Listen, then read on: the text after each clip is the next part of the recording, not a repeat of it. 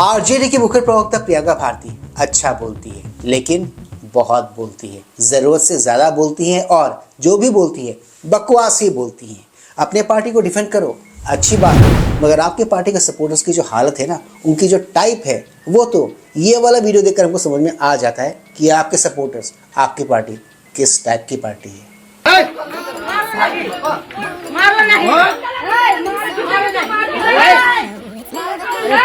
पति बोला आरजेडी, पत्नी बोली नहीं बीजेपी, इसीलिए I don't think so. No, no, no, no. I don't think so. No, no, no, no. It's never, ever, ever, ever, ever, ever gonna happen. I don't think so. No, no, no, no. तो देखा ना आप सबने, ये है इनके supporters का हाल। अब ऐसे सपोर्टर्स होंगे, इस टाइप के सपोर्टर्स होंगे, तो कोई भला मानस आपको वोट क्यों करेगा? वो क्या है ना, भले मानस को अच्छे से पता है कि आरजेडी को वोट देने का मतलब इस किस्म के तत्वों को, जिसको आपने वीडियो में कुछ देर पहले देखा, ताकत देना, सत्ता देना। और ऐसे लोगों के हाथ में अगर ताकत और सत्ता आती है तो वो लोग सत्ता के साथ, लोगों के साथ, आम जनता के साथ क्या करते हैं, ये मुझे आपको बताने की जरूरत नहीं है। उसके लिए लालू जी के जंगल राज का एग्जाम्पल ही काफी है।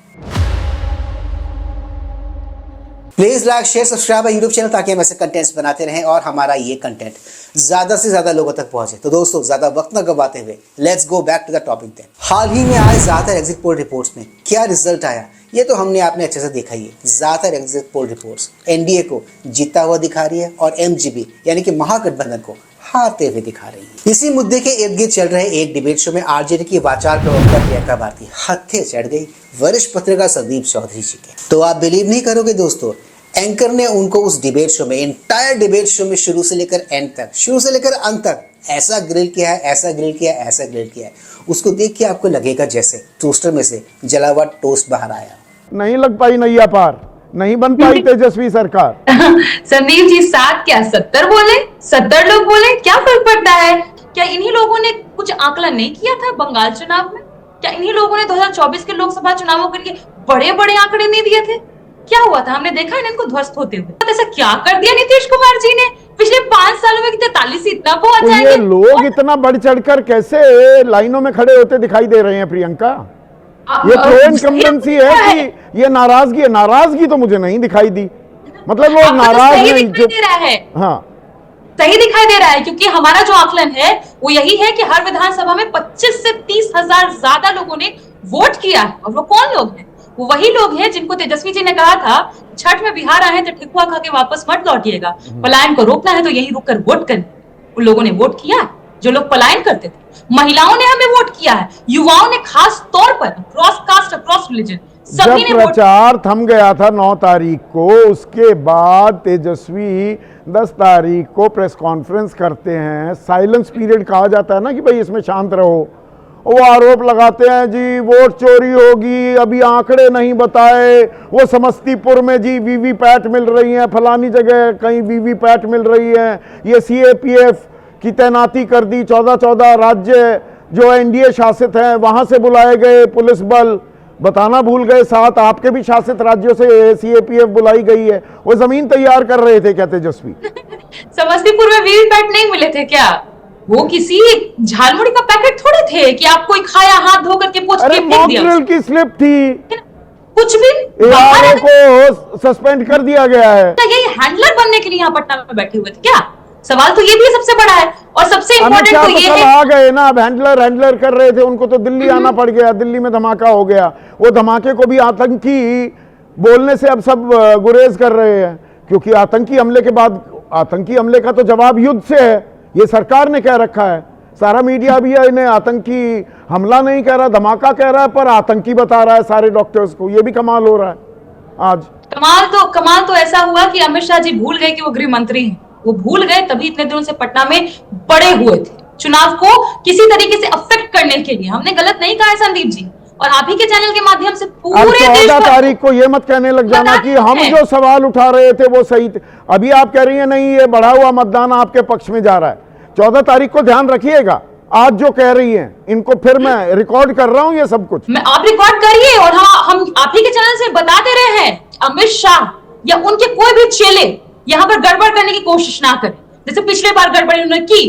क्योंकि हर पोलिंग बूथ पर हमारे लोग, बिहार की आम आवाम एकदम तटस्थ है, कि कहीं भी चोरी तो नहीं करने देंगे, कहीं भी वोट की एक चोरी एक धांधली एल्गोरिदम के साथ रिगिंग करने नहीं देंगे। हमको मालूम है कि यहाँ हम सरकार बना रहे हैं और कहीं जो लोग ऐसा तो ऊपर नहीं, जैसे मुद्दे तो ऊपर आए थे, हैं, वो थाली सजी हुई थी पर छितर गया आपका कैंपेन। वो 1 सितंबर तक, वो 17 अगस्त से 1 सितंबर तक वोटर अधिकार यात्रा चली, उसके 57 दिन तक राहुल गांधी दिखे ही नहीं। अब 2 लड़के साथ चलते आखिरी दिनों में आ रहे हैं। तेजस्वी को मुख्यमंत्री बनाने में भी काफी देर कर दी, हीला हवाली होती रही। तेजस्वी तो मुख्यमंत्री बन गए, इनसे ना पूछिए, आज तक सीएम का चेहरा नहीं डिक्लेयर करवा पाए। अब मैं बस एक ही अपील कर रही हूँ आपके माध्यम से, अपने हर कार्यकर्ता को, अपने हर आम जनता को, बने रहिए। 100 मीटर के भीतर किसी को भी स्ट्रॉन्ग रूम के बाहर फटकने मत दीजिए, क्योंकि लोग आएंगे, कोशिश करेंगे कि रिगिंग करें, एल्गोरिदम को चेंज करने की कोशिश करें। हमको इधर उधर नहीं होना है, क्योंकि इस बार प्यार में बदलाव तय है, तभी चाहे 1990 हो, 1995 हो, 2000 हो, जब जब वोट का प्रतिशत बढ़ा है, आरजेडी की सरकार बनी हो। 90, 95 और 2000 में 60% से ऊपर गया विधानसभा में वोटर टर्नआउट, तीनों बार लालू सरकार बनी। पर ये जो महिलाओं को 10,000 रुपए दे दिए नीतीश कुमार ने, आपने बाद में वो बड़ी लकीर खींचने की कोशिश की कि हम 30,000 दे देंगे मकर संक्रांति पर, वो चल नहीं पाई क्या? कहीं ऐसा तो नहीं है कि देर कर दी, हुजूर आते आते देर कर दी? संदीप जी ये देखिए निशान, वोट करके आई हूँ और जमीन पर घूम करके भी आई हूँ। महिलाओं ने यही बोला है कि 10,000 में हमको कोई कीन लेगा क्या, माने खरीद लेगा क्या? हमको 10,000, हमारे बच्चों को 10,000 की नौकरी दे देते तो हम इनको जरूर वोट करते, लेकिन तेजस्वी जी ने प्रण लिया है और वचन दिया है वो नौकरी देंगे। पर नौकरी को लेकर भी तो कंफ्यूजन हो गई ना। 2.5 करोड़ परिवारों को, 2.5 करोड़ परिवारों को, हर परिवार को सरकारी नौकरी दे देंगे। मुझसे इंटरव्यू में तेजस्वी ने कहा था हम ब्लूप्रिंट दे देंगे जी 11 तारीख से पहले। मैंने कहा भाई 2.5 करोड़ लोगों को 30,000 एक तनख्वाह मान लें औसत, उतनी तो मिलेगी सरकारी कर्मचारी को। 75,000 करोड़, साल में 9 लाख करोड़ कहां से आएंगे? बताने वाले थे, नहीं बताया आपने। तो देखा ना आपने कैसे ड्रिल किया वरिष्ठ पत्रकार संदीप चौधरी जी ने आरजेडी की मुखर प्रवक्ता प्रियंका भारती जी को। ये शायद जेएनयू में अपनी स्टडीज के दौरान एक बार पढ़ना या फिर सीखना भूल गई कि चीखने चिल्लाने से डिबेट्स और चुनाव जीते नहीं जाते हैं। चुनावों को जीतने के लिए आपको अच्छी छवि, साफ इमेज और गुडविल की जरूरत होती है, और इन तीनों को ही आरजेडी के पास, लालू प्रसाद यादव जी की पार्टी के पास, इनकी पार्टी के पास कमी है। उनकी गुडविल मार्केट में ज्यादा अच्छी है नहीं। देखो ना, दीदी ने पुराने दिनों को याद करते हुए सबको ये बताने की कोशिश की कि उन दिनों वो लोग चुनाव कैसे जीता करते थे, क्योंकि उन दिनों स्मार्टफोन नहीं हुआ करता था। अगर स्मार्टफोन हुआ करता तो जो बैलेट बॉक्स लेके भाग जाने की घटनाएं होती थी ना उन दिनों, जो चुनाव में धांधलियां चोरियां वगैरह होती थी, वो नहीं होता, वो लोग चुनाव जीतते भी नहीं। जी हाँ दोस्तों, यही फर्क है उस दौर में और आज के दौर में। आज के दौर में ये सारी की सारी चीज़ें वो लोग नहीं कर सकते हैं, इसीलिए इनके चुनाव हारने के चांसेस बहुत ही हाई है। याद रखो दोस्तों, राजनीति में एक ही चीज़ इंपॉर्टेंट है और वो है इमेज, यानी कि छवि। इमेज खत्म, छवि खत्म, नेता खत्म, राजनेता कम, उसकी राजनीति खत्म। तो दोस्तों आज के इस मजेदार वीडियो में सिर्फ इतना ही। मैं मिलूंगा आप सबके साथ अपने अगले वीडियो में। Ideas do not forget to like, share, subscribe YouTube channel. इससे हमें शक्ति मिलती है, इससे हमें ताकत मिलती है और इससे हमें मोटिवेशन मिलती है। कीप स्माइलिंग दोस्तों।